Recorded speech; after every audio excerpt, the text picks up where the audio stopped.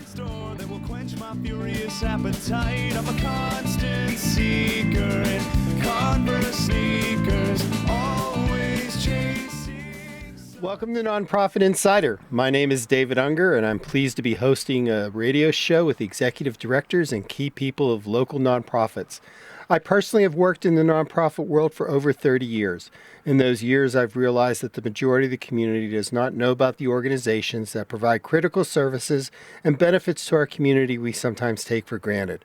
This is a chance to hear about the organizations that touch so many in our community. The opinions expressed in Nonprofit Insider are not necessarily those of WMPG, its staff, volunteers, underwriters, or USM. Before we get started, I'm sorry I missed Begathon last week, but I do want to thank everyone for their generosity with their giving towards the show at Nonprofit Insider. It is encouraging to know there are more than 3 listeners out there who are listening to the show. So I feel good about that, and I want to thank everybody. Today we have Jan Kearse. Jan is the Executive Director of Lift 360. Hi, Jan. Good afternoon, David. How are you today? I'm doing great. Thanks for the opportunity to be here. Thanks to you and WMPG. Oh, it's our pleasure. But I gave you a little heads up right before the show that I'm going to ask you a very bizarre question right out of the gate, and I didn't tell you what the question is. No, you didn't. Okay. So usually when we bring someone on the air and we begin the interview, our listeners have a sense as to what the organization is by the name. So Lift 360, it's telling me one of two things. You're an organization of elevator owners and operators or of workout people. So am I right or wrong? Well, you're a little off base there. We could use those elevator operators and those people who are lifting weights sometimes for some of the kinds of community service that we're engaged in. Oh, okay. But that's totally off base. So what is Lift 360? Lift 360 is a newly merged organization of the Institute for Civic Leadership and Common Good Ventures.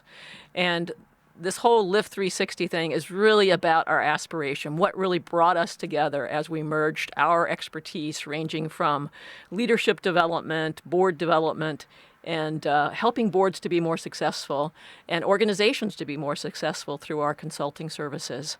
And as we came together, we looked further down the road and said, what is it that we want to achieve together? Not just this compilation of all of our services, but what's the difference that we want to make? Let's jump back. Explain what Institute for Civic Leadership is and Common Good Ventures. And let's let the listeners understand the similarities. Okay, great. The Institute for Civic Leadership has been around since 1993, and our focus from the very beginning was on in-depth leadership experiences that help people to understand themselves as leaders and how they could best contribute in the community and in their own organizations. And we built our programs over time to include programs that also work with healthcare leaders. We work with individuals who are under the age of 35 to connect them to boards and board opportunities.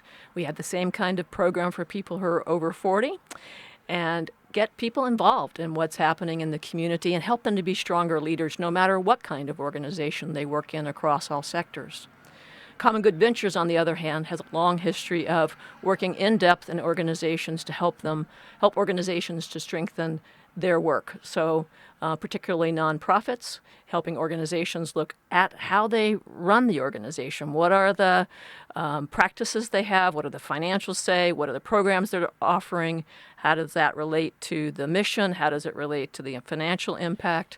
And helping that nonprofit be even better at what it does. So you took 2 different worlds, one focusing in on working with the organization itself, and the Institute for Civic Leadership working with the individuals within the organization. Right. And now you've merged them into one, so it's a one-stop shop basically for a nonprofit to go to not only do board development, but their organizational development also. That's right. We have this, and the reason for Lift 360 is we have what we would call wraparound services now. Okay. As we bring our services together, the skills and expertise that we have, we can work on that continuum that you just described. And it's all in service, really, to lifting leaders, nonprofit organizations, and communities to a higher level so they can fulfill their own missions, their own aspirations. That's what the Lift 360 is about for us. Okay, so if you're an elevator operator or owner, this is probably the wrong organization for you to get involved with, right? Well, we would accept any elevator operator owner into any of our programs, or we would be glad to provide consulting services as well. So, what kind of programs do you offer? We offer a range of programs as we think about the Institute for Civic Leadership side of the house, essentially what we brought into the organization.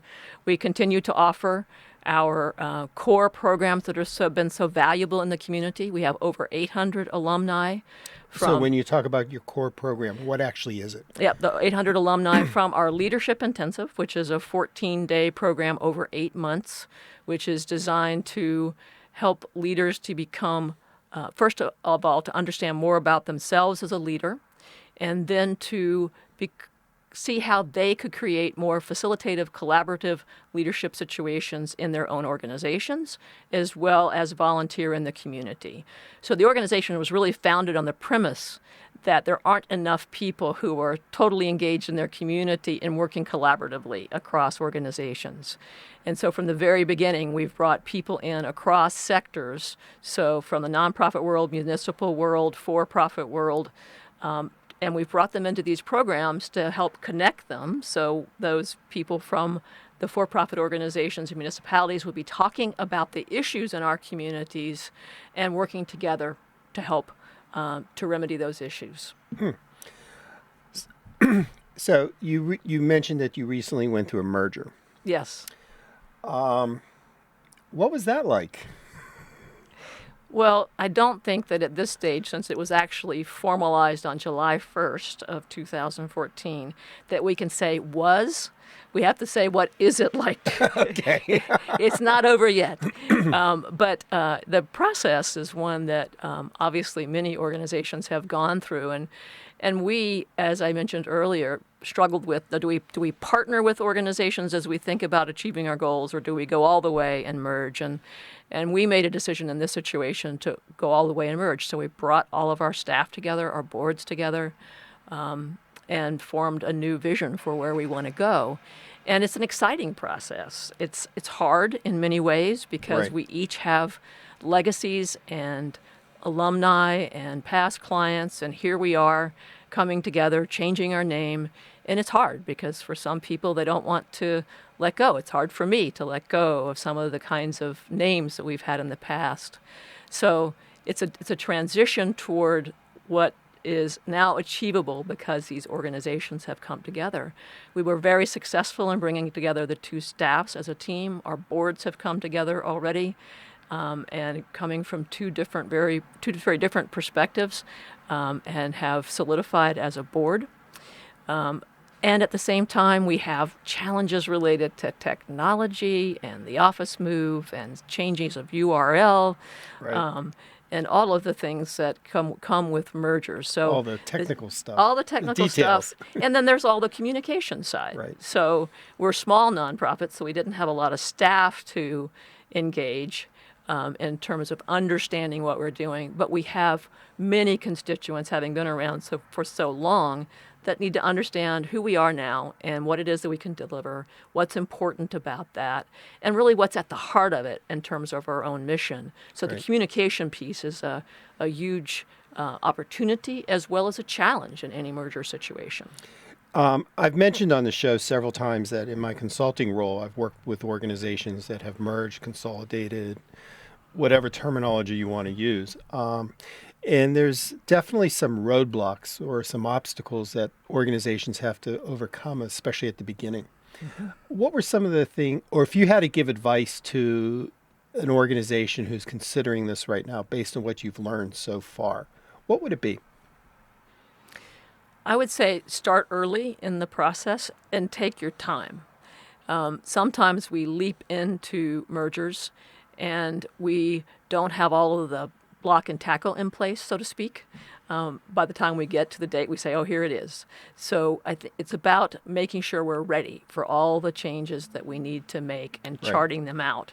And that's one of the things that we did with our board and our staff, and looking at each of the areas that we needed to make significant change in. And how do we bring together everything from boards to bylaws to EINs, and is it a merger or a consolidation or what is it exactly? So Right. there are many, many questions to answer. So being methodical about it is helpful. I think that the other thing, and honestly we didn't do it, was to have someone who's a neutral party who's asking all of the right questions of both organizations as they go through a process like So this. I won't pick up on that. No, please don't. Okay. Thank you. It's the old adage about consultants sometimes not doing what they do. Right. Yeah. So if you were to give a timeline as to an organization maybe who's not at the level of sophistication as you are, because you do consult other organizations to do this, what kind of timeline would you suggest that nonprofits look at? It depends on the size of the organization and the complexity.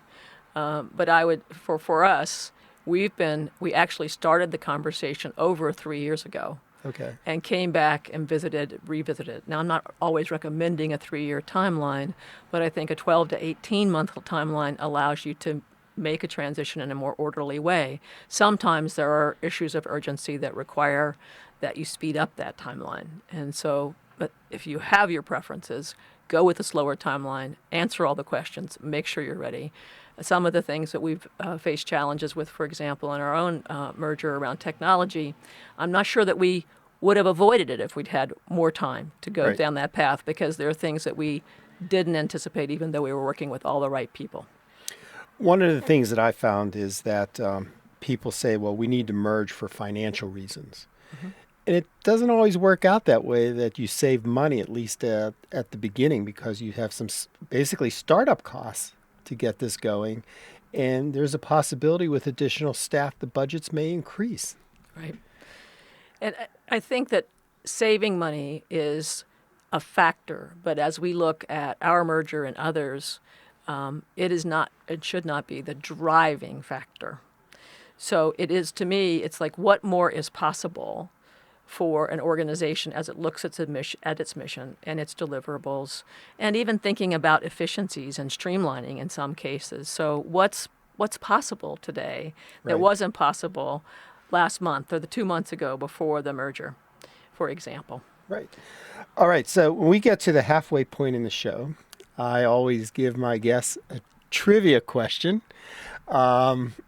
You're surprised we're halfway through already? Yes, I am. Well, we can extend it till 5:30 if you would like. Okay. Okay.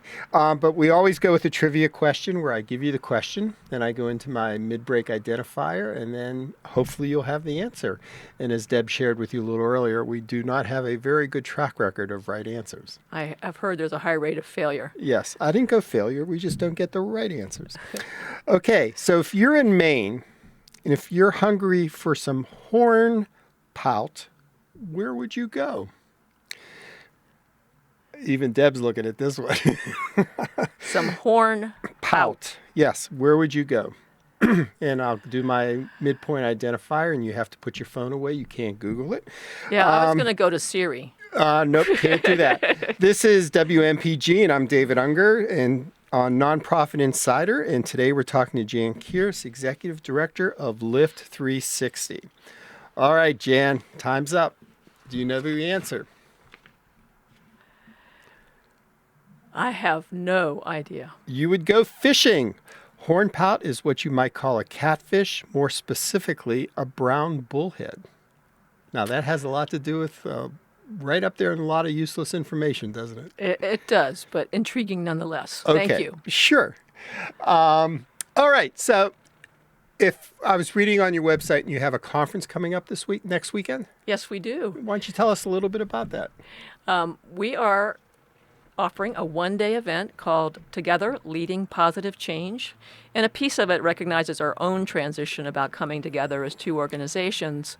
But the theme of the day is focused on individuals and organizations who have shifted to achieving their missions, but through collaborative effort. So we have a morning of speakers from across the state and across New England who will bring in their ideas, the fruit of their labors, so to speak, as we think about different initiatives. So everything from the work on the Penobscot River to how people use grassroots skills in communities in order to achieve their objectives. So there'll be a morning of TED-style speakers, and then we go into what we call our mini springboards, which are brainstorming events that help nonprofit organizations to explore new ideas for achieving their goals. And in the afternoon, we have workshops that help to provide different sets of skills or ways of seeing for organizations and individuals to think about themselves as leaders, grassroots initiatives, and storytellers. So, who would be a good candidate to come to this conference? As we think about who we are inviting, it's the people who want to make a difference in their communities, who want to learn more about what's going on, what kind of collaborative effort is taking place. I think sometimes we tend to want to go solo, and do our own thing, but we can find through this conference, people can find there's many opportunities to do it together, to lift communities together. So it's the executives of nonprofits, it's people who work within the for-profit or municipal sector who are engaged in what's happening in communities and want to find their place, their role in helping communities, as well as people who want to explore a little bit more about their leadership and how to build a team to get things done. And you still have openings for this? Absolutely. And so we'll get into the contact information, but they can contact you if someone wants to sign up. Absolutely. They could just go to our website at www.lift360.org. Come on, you're not supposed to do that at this point. Come on. All right, we'll let you go. Being in the nonprofit world as long as I have, I've heard of the Springboard programs. Mm-hmm. It's an interesting concept. Can you explain that? Sure. I was actually in one this morning, so Okay. This is great timing. The Springboard program is actually a pro bono service that we offer to nonprofits. And we've run now over 100 of them in Maine and New Hampshire. And it's an opportunity for a nonprofit organization to come in with a group of people who aren't connected to their organization. Business leaders or other nonprofits? Business leaders, nonprofits, people from banks, people who are who have marketing expertise or HR expertise. So a wide cross-sector of individuals. We have over 300 people on our volunteer list who serve as panelists for these Springboards.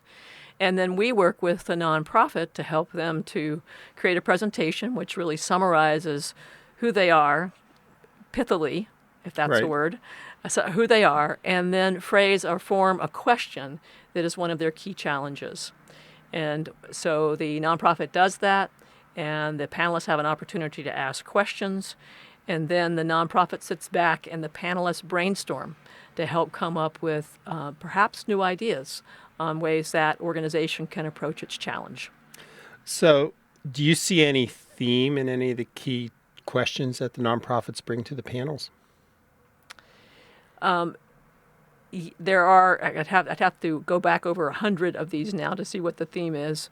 But more recently, there are themes around how do we get the public engaged in what we're doing? We have a great mission. How do we inform the public and get them engaged in helping us to achieve our mission? And whether it's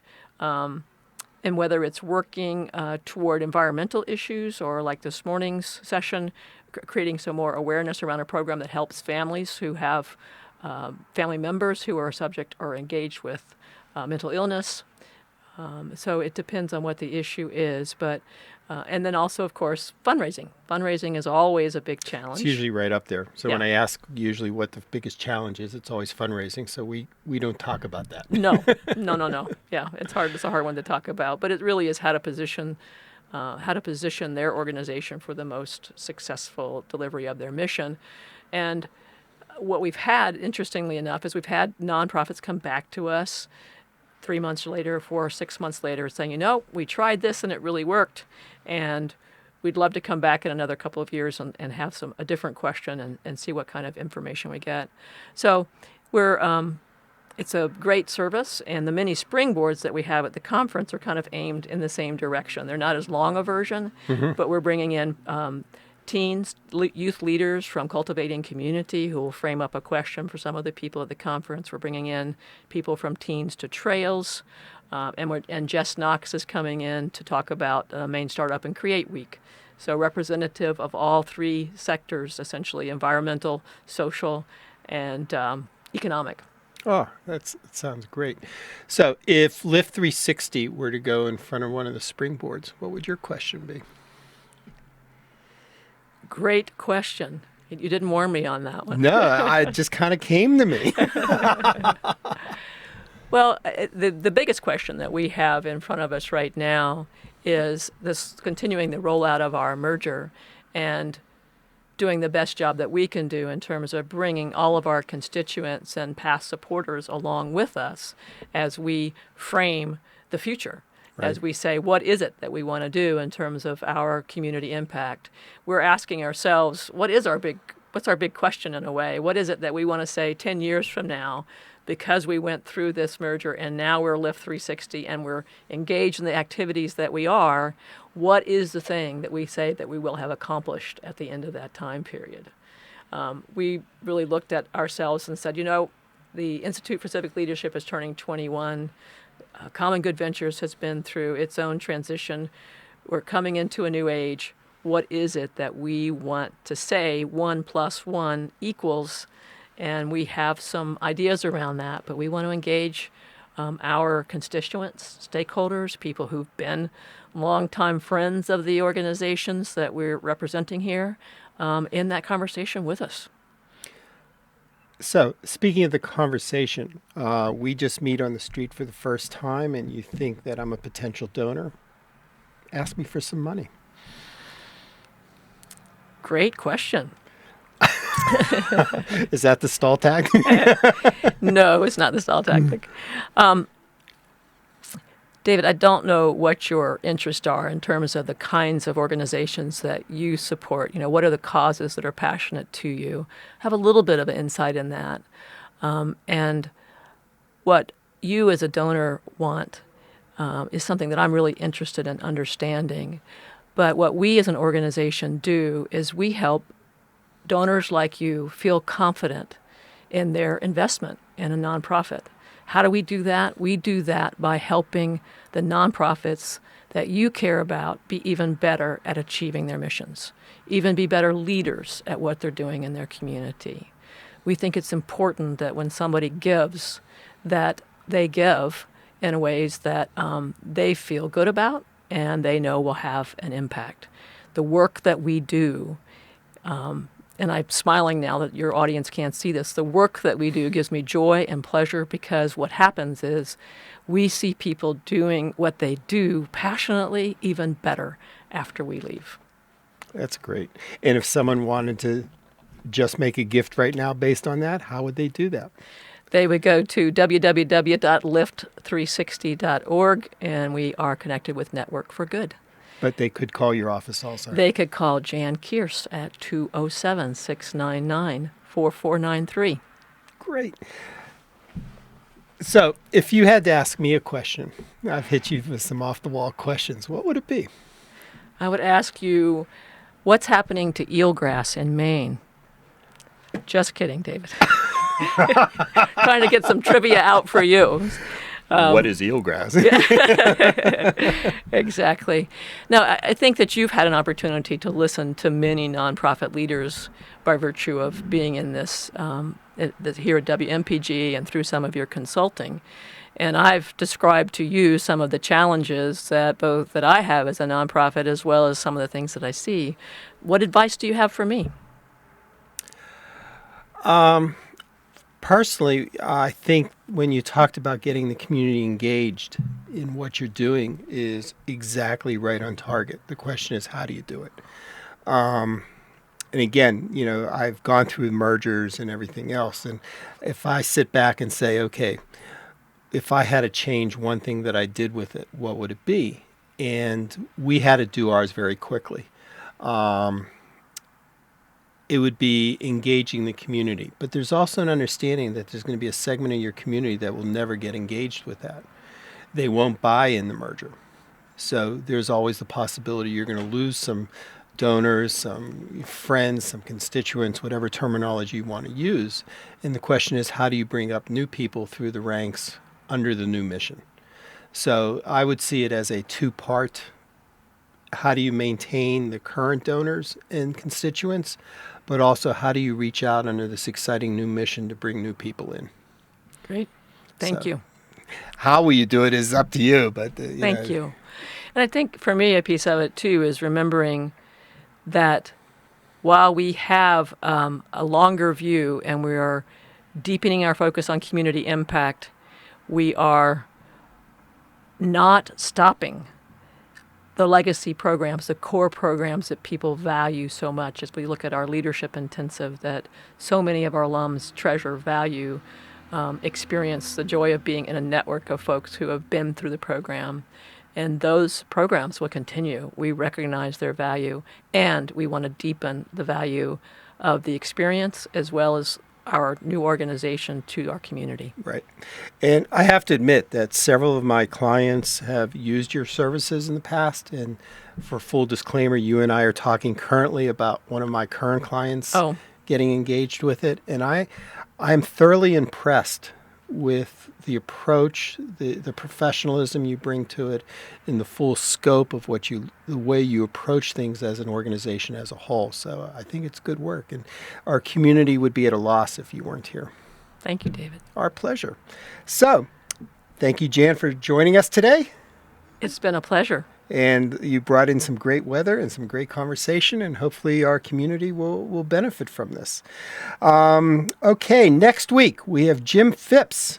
Jim is the executive director of the Iris Network, and he'll be with us next week at 1 o'clock. We're waiting for the music. The music appears courtesy of Mike Hubbard. You can find it on www.michaelhubbardmusic.com. Check out Mike's website to see where he's playing this weekend. Thanks to Deb Danger, Nonprofit Insider's executive engineer. You can catch Deb on Morning Street Fridays at 6:30. If you know of a nonprofit that should be on the show, please email me at npi@davidunger.net.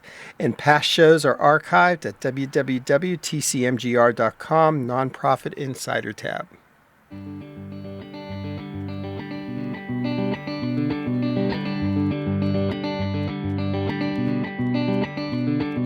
Driving. Don't forget to stay tuned to Zvuky Rusi coming up at 1:30. The horizon's drawing near. Pedal to the floor, no more feet in the door. Gonna drive right out of this bitter night. I'm a constant seeker in